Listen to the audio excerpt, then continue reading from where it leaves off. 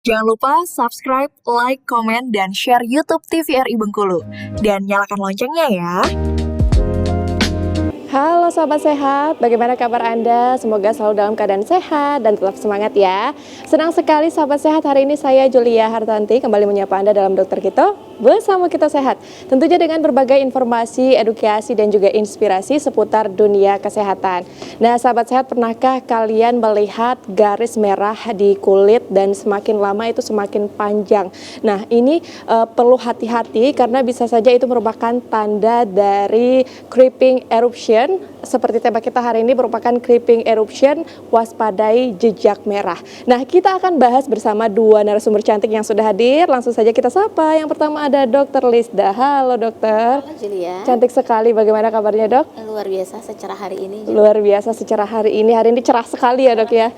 Luar biasa. Terima kasih sudah hadir Dr. Lisda. Nah, juga ada Dr. Wendy. Halo dokter. Halo Mbak. Cantik sekali orange hari ini. Bagaimana kabarnya dok? Alhamdulillah baik. Alhamdulillah baik. Perjalanan ke sini aman lancar? Aman dan lancar. Aman dan lancar. Baik, dokter, hari ini kita membahas mengenai creeping eruption. Kalau Julia sendiri ini baru pertama kali mendengar. Mungkin pemirsa di rumah juga ada yang belum tahu.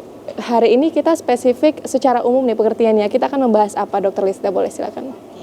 Jadi tema kita hari ini itu adalah tentang creeping eruption atau sebenarnya kalau dalam bahasa kedokterannya itu biasanya disebut juga dengan cutaneous larva migrans.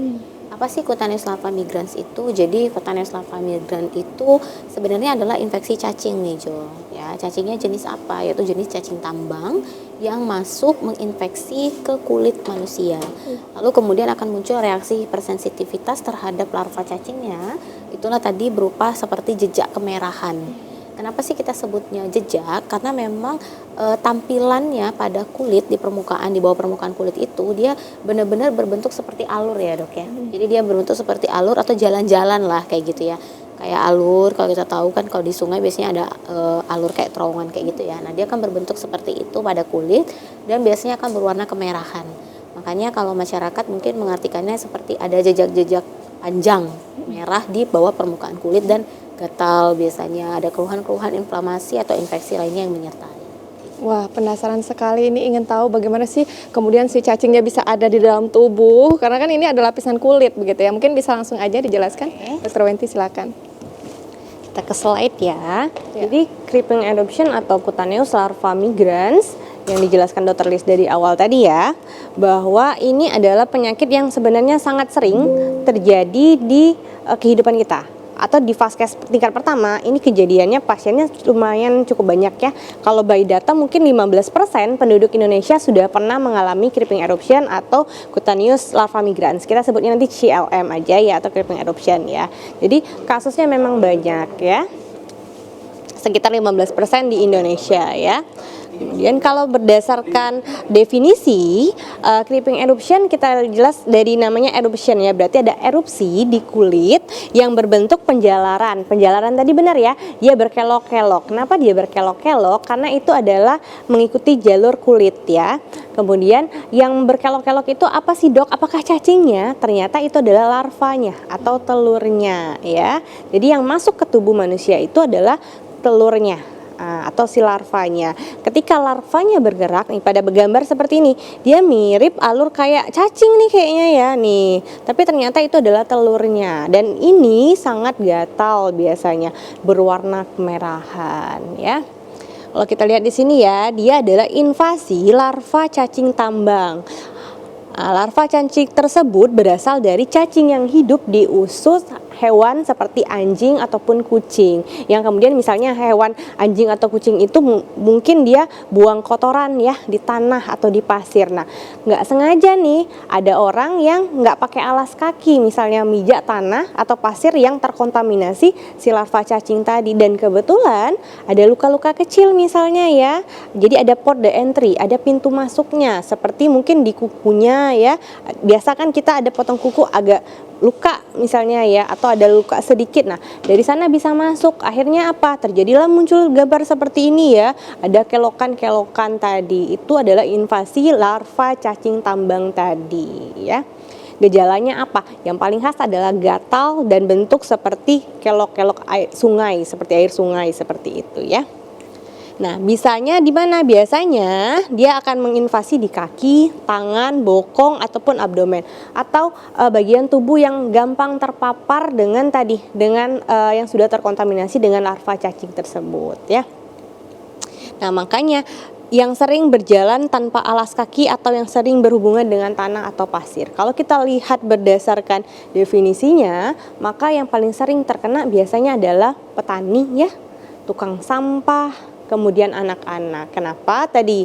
Karena berhubungan dengan tanah atau pasir atau yang tidak sanitasinya yang jelek ya, dan anak-anak sering tidak memakai alas kaki. Makanya itu untuk pekerja seperti petani atau tukang sampah atau tukang kebun pentingnya menggunakan APD yang baik.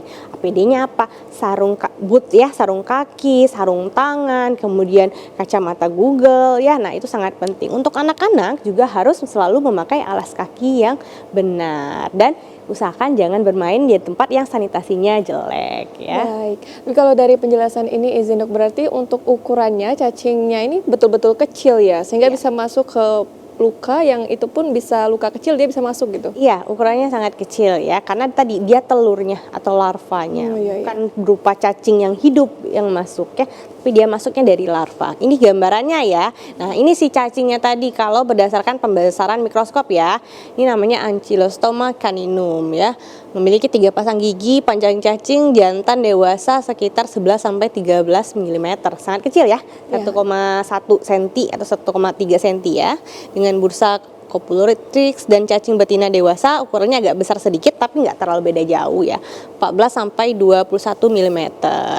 Nah, ini sebenarnya kalau mau tahu aja ya, karena kan harus dilihat karena saking kecilnya harus dilihat by mikroskop biasanya ya. Oke, nah epidemiologinya ya merupakan peringkat kedua setelah cacing kremi yang diinfeksi infeksi cacing pada negara maju. Prevalensinya tinggi di daerah beriklim hangat seperti di Amerika bagian Tenggara, Amerika Latin, Asia Tenggara dan Afrika, termasuk di Indonesia ya. Makanya kalau pasien creeping eruption atau CLM ini datang ke puskesmas banyak, bisa sebulan mungkin ada 3 atau 2 ya. Wah, cukup banyak kasusnya. Iya, karena dan satu lagi kadang juga pasiennya tidak berobat. Kenapa? Karena dia ini gejalanya kan bisa bertahan 4-8 minggu ya. Kalau tidak diobati sebenarnya bisa sembuh sendiri. Tapi menunggu proses 4-8 minggu itu kan tidak akan nyaman ya. Belum lagi segi estetikanya, gatalnya ya. Cuman untuk daerah-daerah mungkin di pedesaan, di desa-desa, di dusun-dusun yang akses untuk ke vaskesnya itu terbatas, biasanya mereka akan diamkan saja. Nanti lama-lama akan menghilang. Kenapa dia tidak akan berkembang biak di tubuh manusia? Karena tubuh manusia bukan inangnya. Jadi si cacing itu, larva cacingnya tadi akan mati sendiri atau dia akan keluar untuk menetas menjadi cacing dewasa. Tidak akan berkembang biak di dalam tubuh. Baik.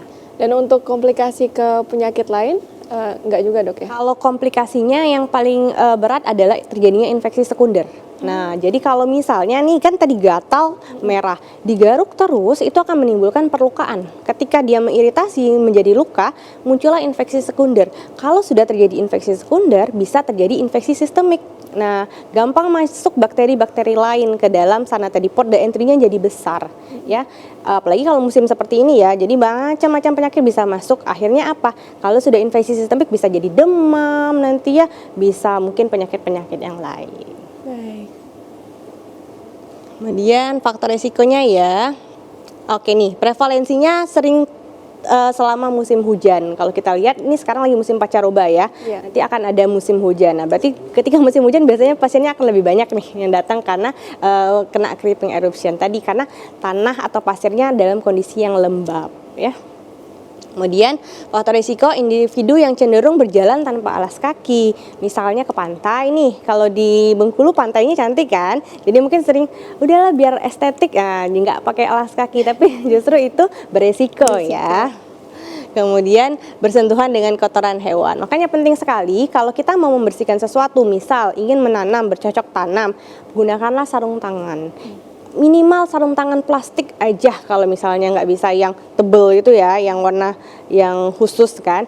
Sarung tangan plastik aja, jadi biar tidak langsung kontak ke tanah atau ke pasirnya. Kan kita tidak bisa mengetahui ya itu terkontaminasi atau tidak ya, untuk jaga-jaga. Baik, jadi meskipun misalnya tidak ada perlukaan di tangan gitu ya, tetap harus berhati-hati Iya. juga ya dok ya, supaya mewaspadai gitu ya. Dok, menarik sekali tapi kita harus jeda dulu ya, nanti kita sambung lagi. Pemirsa jangan kemana-mana, tetap bersama kami dalam Dokter Kito, bersama kita sehat.